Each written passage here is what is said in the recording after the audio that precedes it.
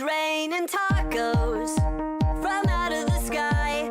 Tacos, no need to ask why. Just open your mouth and close your eyes. It's raining tacos. Hello everyone, welcome to episode 4 of DeltaCo Fireteam Chat. I'm Audio Reborn, and today we just have the trio. We have me, and we got Fall, and we got No Face. What's up, guys? How you doing? Best day ever. All right. Another Friday with tacos, huh? Exactly. Yes, sir. All right. So let's get down to the news here. Well, actually, not the news. So, anybody have anything interesting happen to them in Destiny this week? So I will lead off with probably one of my best Destiny accomplishments of the week, possibly of all my Destiny career on console, and that which actually happened maybe less than an hour ago. I got a hand cannon kill in the Crucible. It was amazing. I was very proud of myself. Sweet Jesus. That was the highlight, man. Like, I'm a PvP potato, so I was pretty impressed that I got like a solo hand cannon kill. It was amazing. Nice. That's actually pretty cool, especially on console where hand cannons are useless. They're not useless. They're just not very useful. That's good. What about you, Kraken?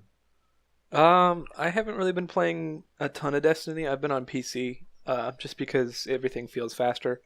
I have basically just been doing my milestones. I haven't really done anything huge. I think I got a 287 Mida, or my Mida dropped at 287 on my PC account, which was nice. Yeah, that's pretty much it. Oh, I got Flip Out. Oh, nice. The emote. Oh, I was the super emote happy. Flip Out?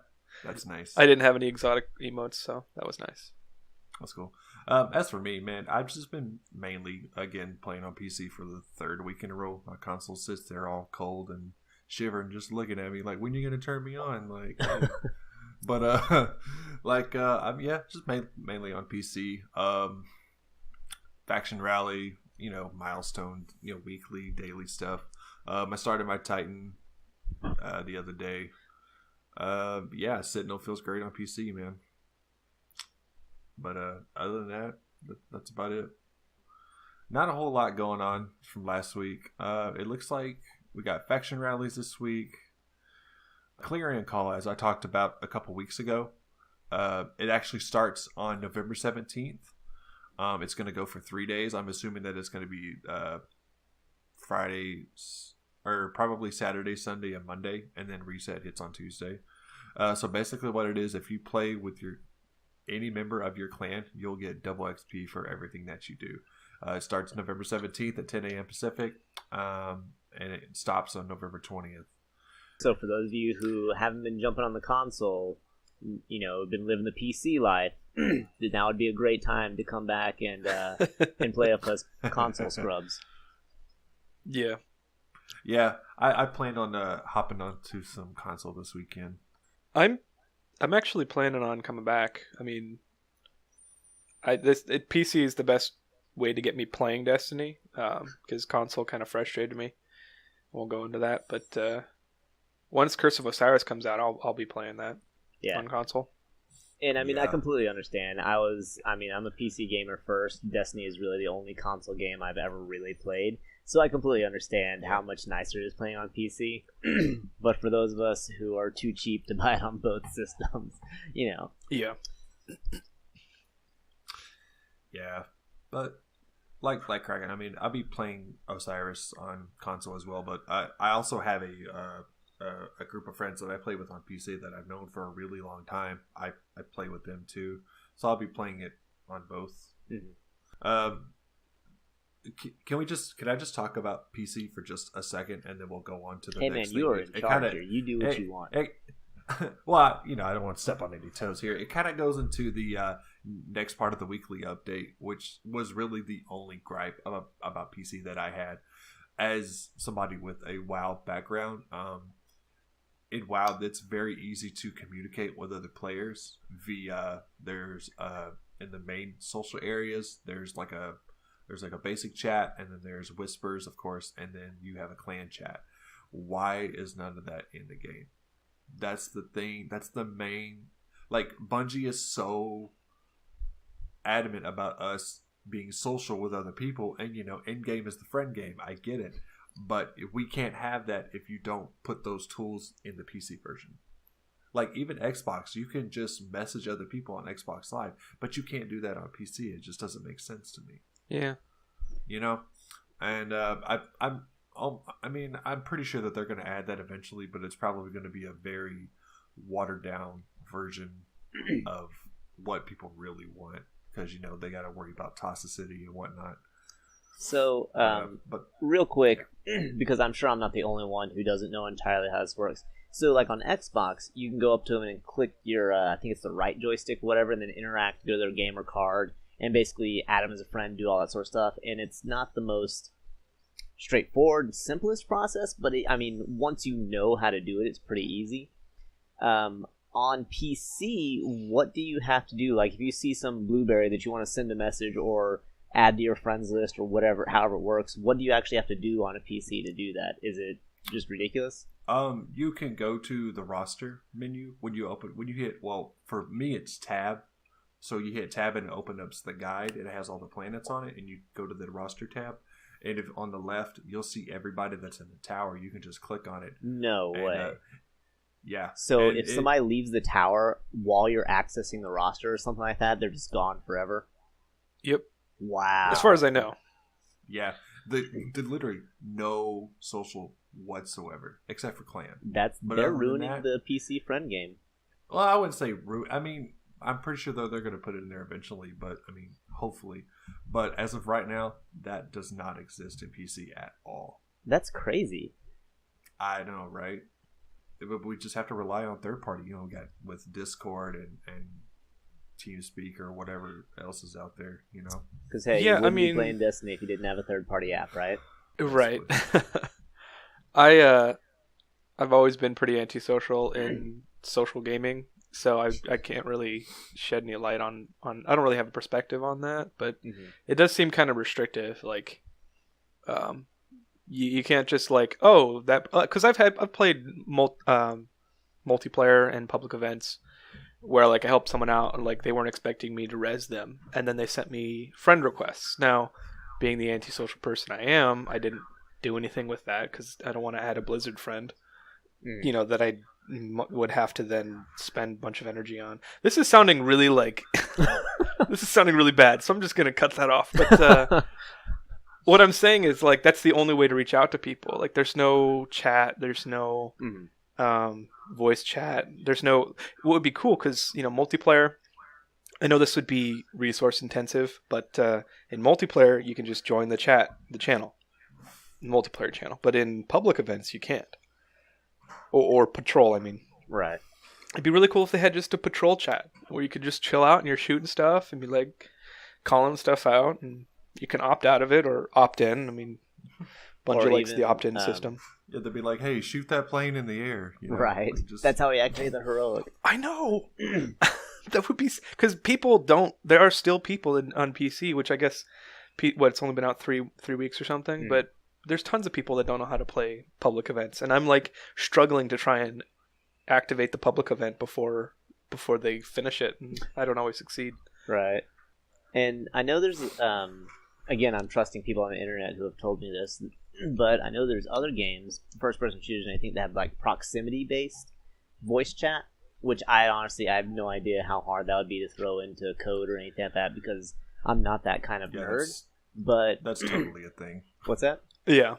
Yeah, it's a thing. It's a thing. I don't know how difficult or expensive it would be with their current engine, but that would be cool. It is, because it's released through Blizzard. So I feel like they could definitely take advantage of the BattleNet system. Now, it's possible that they linked up with Blizzard a little bit later in the development cycle than they would have liked to and anything like that. But it would be cool to see them actually take, in Overwatch, where you have a voice chat, and then as soon as someone says oh, I want to stay as a team, it throws them into the voice chat with you and all that sort of stuff.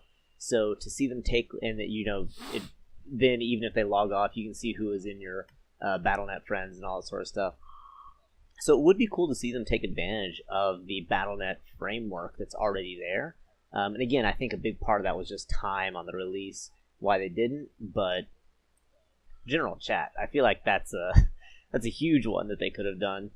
Yeah, that was pretty much my only gripe for PC. Mm-hmm. Which is, yeah. On to the next topic here. Why the update pissed off No Face? So I'm not an angry person. I just sound very angry. The weekly update did kind of piss me off because they did have an interview with a couple of the guys who are in charge of the social design. So everything from like what we just talked about, the lack of in-game chat, how guided games aren't really working out to be what they're supposed to or anything. And so they published an interview, and a lot of it is pretty much asking them like, hey, how's guided games going? Why don't we have this? What do you think about this? And they answer stuff pretty standard. They're saying it's like, well, this is stuff we're trying to get to, but we do have a backlog of things we're trying to prioritize, this and that. But at one point, they actually say, yeah, this is something we really want to, and we've wanted it for a long time. How can you have something you wanted for a long time on a game that's been out, 7 weeks? Like, so if you've wanted it for a long time, that is pre-release. Like, why? Where is it? Just so much why. Why was this something that you still don't have that you want, like these chat things, these social functions that you wanted for, quote, a long time? 7 weeks is not a long time, in my opinion. Like, if Really. that's what they meant by that, that's on them. But to really see that and be like, okay, y'all set a date for release, and whether it was Bungie, whether it was Activision, whether it was a combination of the two, they set a date for release, and then when the product wasn't finished, they're like, well, let's release it anyway. So that really made me very not happy. Yeah. I'm done ranting now. I don't know. I think they probably put most of their budget for the PC port in actually doing a legit port and optimization. I know it's, at least from what I know about software development and what I know about the games industry, it would be easy to cannibalize some of your internal resources by misassigning them. Mm-hmm.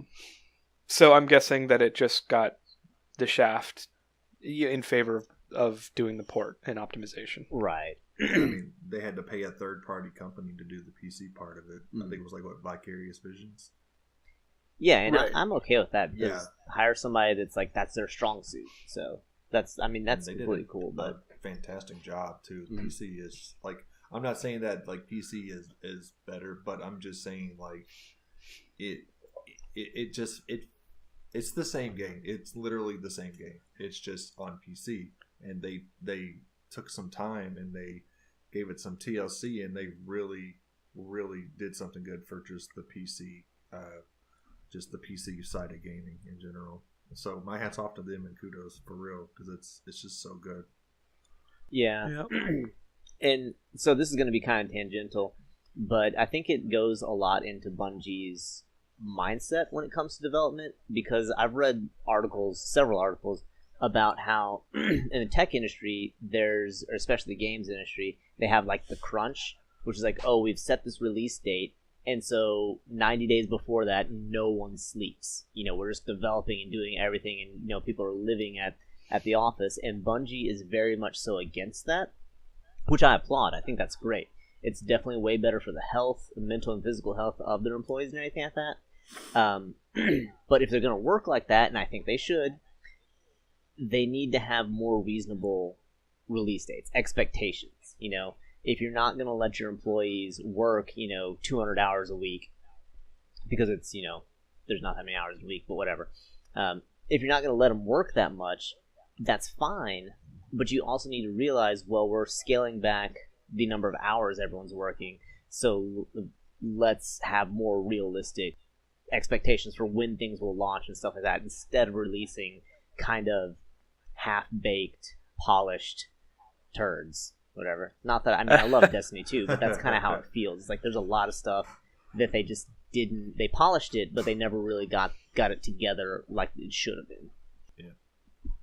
All right, next piece of news here, before we get into the curse and the changes and whatnot, that basically there was a hot fix this week for the PC stutters, which it definitely fixed it. So I don't know, Kraken, I don't know if you've played it since then, but you definitely tell the difference. I actually never noticed the stutter beforehand, so. Oh, well, you're lucky then, because it was fucking terrible. I mean, there's really bad. It was so bad. I was at one point, I literally just turned my computer off. I was like, I can't look at it right now. I have a system that plays it about 90 to 110 in action, like in the middle of a PvP match with everyone throwing their abilities or, in the middle of a strike. So it's pretty good, but then I noticed it goes down to like 70 in spikes, but I just figured that was regular. I never had the actual frame stutter issue. So yeah. I'm glad that's fixed. Yeah, me too. A little bit of big news here. On the release of Curse of Osiris, they will be changing the reset times for, I believe it's just across the board, daily and weekly. So they will no longer be coming on at 1 a.m. Pacific. There's a lot of time zones here. So it's 9 a.m. PST, 12 p.m. EST, 5 p.m. GMT. There's 9 p.m. MSK, 2 a.m. JST, 4 a.m. AEDT, and 6 a.m. I believe this is New Zealand time in ZDT. So...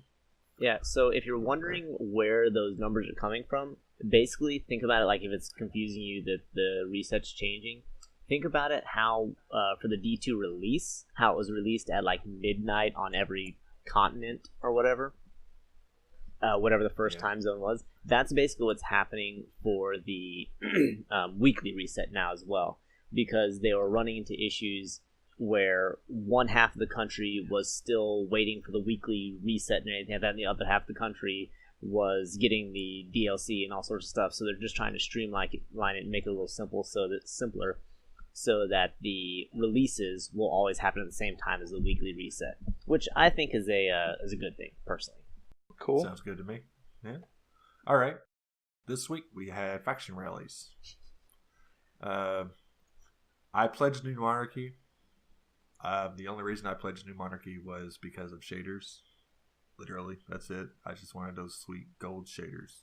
I don't care what their purpose is. I just wanted some goddamn shaders. They have gold shaders? Are they like full gold? Yeah, it's like gold and red and I forgot what the other color is, but one of them has like this gloss, and one of them is just kind of like a standard. It's basically like if you were going and get pictures developed, it's a difference between a matte and gloss. But they look good. They look really good. Since I guess nobody pledged it, Orbit, what about Future War Cult? So No Face definitely pledged Future War Cult. I think I could dedicate an entire podcast to why everyone should be pledging Future War Cult. And in the future, for other faction rallies, I do highly encourage all Guardians to talk to Lakshmi and pledge Future War Cult, because really, the only future is war. So we really need to be prepared. War never changes. Yep. Future War Cult. Always been. They're the coolest lore-wise, and they're the coolest... well, maybe not color scheme-wise, but weapon-wise. Yeah, they always had honestly, the best weapons in D1. Yeah. Their color scheme is a little garish. I just don't like orange, and I was like, please, go away with the orange. Blue is great, but orange, stupid. But it's... so what, New Monarchy is red and white, Dead Orbit is black and white, and Future War Cult is blue, orange, and yellow. So if you pledge Future War Cult, people know it. Like, you're wearing some really, like, just ridiculous gear, which... like, you're just gonna stick out, like, for real. But, whatever, you know? Yeah. You get some sweet weapons out of it. That's cool. I like Future War Cult, too. I just, I like the shaders from New Monarchy. I believe we talked about it in last last week or the week before episode, but the last faction rally, the glitch with the supplies and the lost sectors. So this faction rally, they tried to fix the problem from the last one, and they made it worse.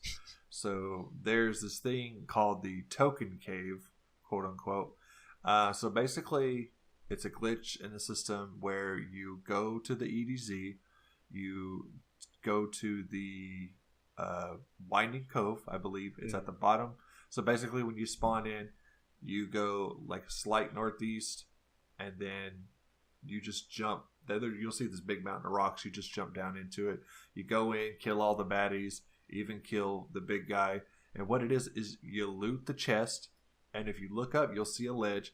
You'll jump up the ledge, and you'll follow it all the way back up to the top until it says Winding Cove at the bottom. And when you do, turn around, go back the opposite way. The doors will open back open, and you could just keep farming that chest. Yeah, so once you jump back in, it still gives you access to the Lost Sector cache. Like, you can open it up, get another 3 tokens, but there's no enemies. Everything that you've killed is still dead, so you just run back and forth. Yeah. I'm not going to lie, I may or may not have done it for a while. I think my best run from cache to cache was 22 seconds. So you can really get a lot of tokens there. Throw that might on. Gone. That's how I did it. I had my zoomies and might on. Zoomies? Yeah, they're hunter legs that make you faster.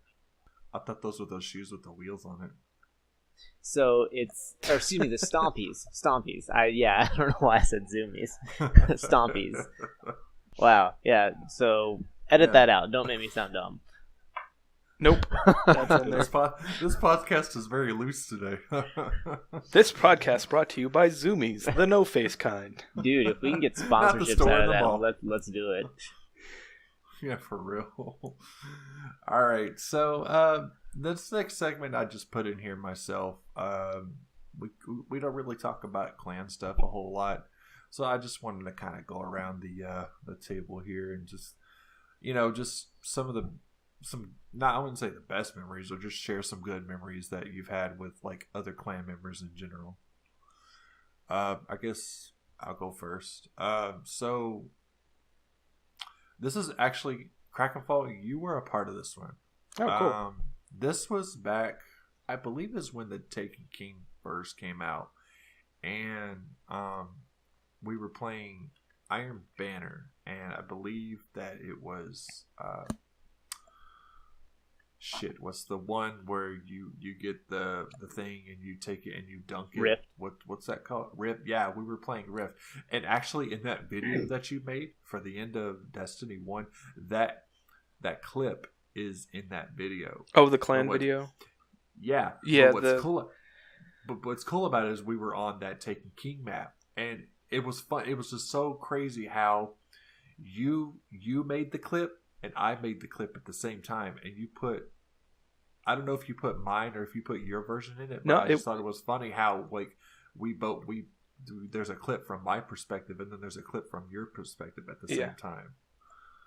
Yeah, no, that's that was, I think, the Bizen. That was the Bizen's clip.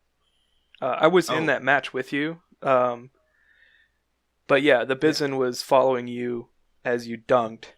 Oh. And then the Bizen sat down in the middle of the rift while you dunked, and then Karanin was like in the background. He did the whole air guitar emote after, and we won. And it was that was a really good match. I think we killed them, just like absolutely destroyed them. Yeah, it was really bad. I never dunked, and I thought it was cool how I did the backwards dunk. Yep. Like, all right, yeah. Ultimate flare. Yeah. But yeah, that's pretty much that's my moment. Yeah. I'd have to say Destiny 1, I went through the grieving process with Destiny. It's really hokey to say, but it's true. Destiny 1 was so much fun, and the fun had with the clan, it's golden memories. I will admit that sometimes I go back and watch my YouTube videos because they're like picture albums almost. Like, and I get the feeling like, oh yeah, I remember how I used to log in every day and I'd play like 2 hours minimum, and I'd like queue up Crucible with these guys, and then Friday would come around and I'd queue up Trials with those guys, and then Iron Banner's here this month. Get the Husker speed, Fist of Havoc, or not Fist of Havoc, Lane Ball. The Fist Lane, yeah. Mario, C-Mac, Nate Dogg, D-Bones, Moss, No Face, and Audio. I mean, you guys are here, but there was a huge pool of like 25 people that we would play with. And we were maxing out the Xbox Live chat room. Oh yeah, we had 16. We had a couple 16, maybe like 2 at a time. I don't think I've ever seen 3 full 16 member parties, but that was just the best. Like, and then not to like turn it on into a little bit of salt, but like, I can't believe the 4-man Fireteam Crucible decision. That was just so stupid. I don't get why they did that, because it's had negative effects on the clan, I think. At least as far as participation goes. I think it's just the Destiny community across the board, really. I can't speak to that, but I know that I have played maybe an hour with all the people I just mentioned since Destiny came out, and now understand that I love you guys. Like, I love everyone in the Taco clan, but I feel like our clan has kind of gotten a bit more insular and cliquish, and this is the clan podcast, so I don't know, I'm probably like putting myself on the stake here, but that was not the intention of my comment. I think I just rambled on too much. So let me get back to... I'll agree with you. There's definitely some people, not going to name any names, but they're both in this podcast, that go to PC and never look back to their console buddies. And I just log on and then cry myself to sleep. But it's okay. It's okay. We'll get through it. Well, and that's the thing, is that I feel like I went to Destiny I went to PC because it was something to do. And a couple other people were playing on PC. I stopped playing Destiny probably 3 weeks before PC came out.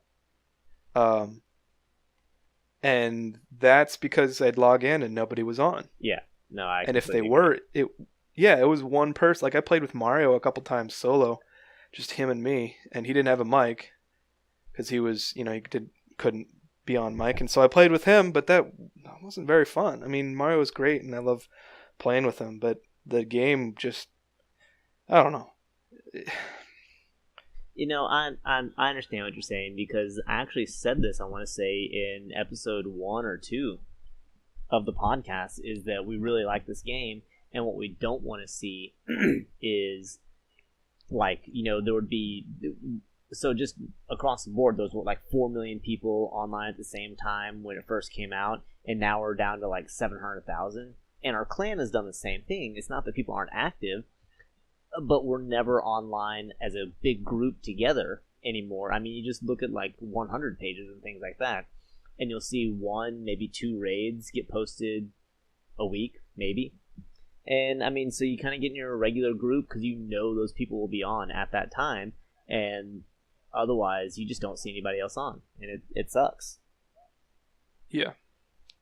Well, and I think the problem was that either no one was on or 4 people were on, and they were all in the same party. Right. And I could crash their party, but not be playing with them, or just move on, and I just moved on. So I'd like to come back, and I'd like to get some taco parties going again. That was the most fun thing in gaming I've had in the last 4 or 5 years. Right. And that's actually one of the cool things. I don't know if you saw Moss's messages, but that was a total downer, and I'm sorry for that. It's cool. I will be the uplifting one again. That is my role in the podcast. Good, take it away. To be the uplifting one. But no, if you saw Moss's messages, there's actually a bunch of people, tacos, getting together in real life tonight, which is actually pretty stinking cool. That like we have a group of people that actually do that live close enough and anything that they can be in real life friends. Because Audio lives, in Texas terms, close to me, which is like 4 hours away. So, but I mean, it's not like we can just like all get together. So it's really cool that Moss is doing that. And I'm not sure who all's going to be there, but I'm sure they're all, actually probably all online now. I don't know. I have to look at something. Right here, it says Warhammer, Lane, Hudson, Moss, Speed, and I don't know if Kermit made it or not, but Okay. Yeah, because I know Moss lives in like Alabama, so he's like on the complete opposite of the United States. Well, those bastards better have fun because they didn't tell me that they were doing it. They didn't tell me the last time, and I said, "Hey, I'll fly out there and drink beer with you guys." I mean, no, this is definitely not happening. They told me they canceled it. Oh, well, good. No, I hope they have fun. It looks really awesome. They're all in like a den together with like 7 TVs side by side, and they're all in Lazy Boys, drinking beer and having fun. That's awesome. Pretty freaking awesome. That's the life. Okay, well, so I'm going to go ahead and throw my memory out there. And it is, I don't know, it's a pretty cool memory for me. So, and this does go back to how limiting fire teams is a little weird. So, back when the end game was Prison of Elders, it was a 3-man, quote-unquote, raid that you had to get through. And honestly, the Skolas, like the highest tier of it or whatever you want to think about it, was awful. Like, it was terrible. There were no checkpoints in it. Like, you would just go through there, grind on it for like 2.5 hours, and then just, die at Skolas a million times and cry yourself to sleep. That's apparently a common theme for me in Destiny. But, and I know who y'all are, like, everyone in the clan already knows who I'm about to talk about, and one of them is Kermit, because apparently Kermit just, like, took everyone in our clan. Like, he just became, like, the Skolas master. Like, he knew exactly, and he'd tell you, it's like, okay, when he gets, like, to the O and Skolas or whatever, stop shooting him, because this is going to happen. And he had it down to in science. It was unreal. And then it's really, I wish Ronan had tried to get on the podcast tonight, but he wasn't able to. And I wish he had been, because the story involves him too. So since we could only have 3 people in our fire team, unlike a normal raid, it was me, Kermit, and Ronan. And I mean, we rolled through Prison of Elders. Like, okay, let me rephrase that. They carried me so hard through Prison of Elders. And we get to Skolas. And even being carried, pretty well, we're still probably an hour and a half into this or something. A little over an hour and a half, somewhere in there. And we get to Skolas, and we're just, like, methodically wearing him down. And we've got him maybe to, like, the last fourth of his life. And Comcast killed my internet. Oh, no. So I said this was going to be a happy story, but so Comcast kills my internet, which is unsurprising. But a week later, because, Ronan and Kermit stayed in there for I don't know how long, just trying to stay alive and not kill Skolas while I was trying to get my internet back reconnected. But finally, at like 3 a.m, I was like, guys, I'm sorry, just we'll have to do it some other time. And so, like, a week later, I scheduled it. Kermit said he would go through there, and Ronan, I can't remember, he, like, had to change his, like, real-life schedule to actually get in there with me. He's like, no, man, I'll run it with you. So, same group, me, Kermit, and Ronan, ran through it, and we actually got the completion, and it was fucking awesome. And one of the cool things I really liked about Destiny 2 is now I have a little screenshot that has, a little black and white picture that has Ronan, Maya, and Kermit names on there, and it's really cool. I screenshotted all those and saved them because it's awesome. Me too. Like, it was so much fun having this accomplishment and like bonding with those guys. So that's my story, and it's way happier than Kraken's. Yeah, well, I got sidetracked. That's all right. Yeah, it happens. And I actually would say if I had to actually pick one, because I didn't really give a memory, I gave a blanket range of memories. Yeah. But I got to the lighthouse for the first time with Bob and Ben and someone else. I actually don't remember who the other person was, but I remember seeing it at the memories in the beginning of Destiny 2, and that was so fun. And I was trying, I think, for like 5 weeks before that just to get to the lighthouse every single weekend. Actually, probably longer, probably like 2 or 3 months. And then the one weekend that I get to the lighthouse, I get to the lighthouse twice in the same day with Nice. my Sunsinger, Warlock, and my Arcblade Hunter, and that was so fun. Trials and Destiny 1 was so fun. Pre-sidearm meta. Trials for me was always nerve wracking. I couldn't do it, man. It's so much pressure. It was like the challenge of being in the moment where all of your muscle memory comes into play. So like everything that you've learned, and then not only that, but then challenging yourself to change that muscle memory. So instead of playing in one way, playing it critically and getting in there and being like, okay, so what do I do? How do I stay alive? Like I'm what am I doing? I'm dying. Okay, what am I doing? I'm splitting myself off. So how can I use cover? How can I team shot? How can I, use my abilities better? How can I improve my primary play? Like it for me it was really fun. That's actually why I started making videos, is to like, at first I was just streaming so I could play back what I was doing and see how I was doing it wrong, and fix that in my gameplay. So Trials is my favorite. I'll have to try that sometime. I mean, I can't really speak for Trials and Destiny 2 because it's a shit show, but that's another podcast. Well, I think I've set foot in Trials for like one game ever, so Yeah. I have no idea what it's like. Well, thankfully, it's not much different than comp. So if you get in, just queue the comp playlist with, a friend or two, you can practice pretty easily. And then Trials is just a bit more impact, or, Higher what's stakes. that called? Yeah, Sweatier. exactly. Maybe not sweatier. Really? Well, on Yeah. console now, yes, because people have stopped playing, and so you have a smaller pool. Fair, yeah. I should probably go to console then. I might actually go to the Spire. Oh, you mean PC? No, I would imagine it'd be tougher on PC with everybody playing mouse and keyboard. Honestly, if you feel like you're doing bad, plug in a controller, because the aim assist is so high compared to mouse and keyboard that it's a good handicap. So if you feel like you can't compete with mouse and keyboard, plug in a controller, because you'll probably be more at home. Of course, it's not going to actually compensate for the masters of mouse and keyboard. They're gonna F you up no matter what. But Oh yeah, they're gonna Yeah, the skill ceiling for mouse and keyboard is much, much higher. yeah, I mean, yeah. Oh, sorry. Go ahead. I was just gonna agree in more words. So go ahead. No, I'm just saying. I mean, I'm surprised at how well I'm adapting to mouse and keyboard.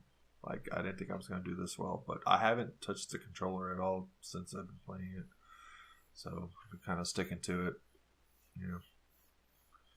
But you guys have anything else to add before we wrap this up? Go The Future ol- War Cult. Yeah, that's exactly what I was going to say. Pledge Future War Cult. Down with the rainbow. No. All right, guys. Thank you for listening to episode 4 of DeltaCo Fireteam Chat. If you'd like to contact us with any stories or requests or anything you'd like for us to share on the show, you can email us at deltacofireteamchat@gmail.com. And I think that's going to be it for the show, guys. Thank you for listening, and I hope you guys have a great day. See you next time. Bye-bye. It's raining tacos.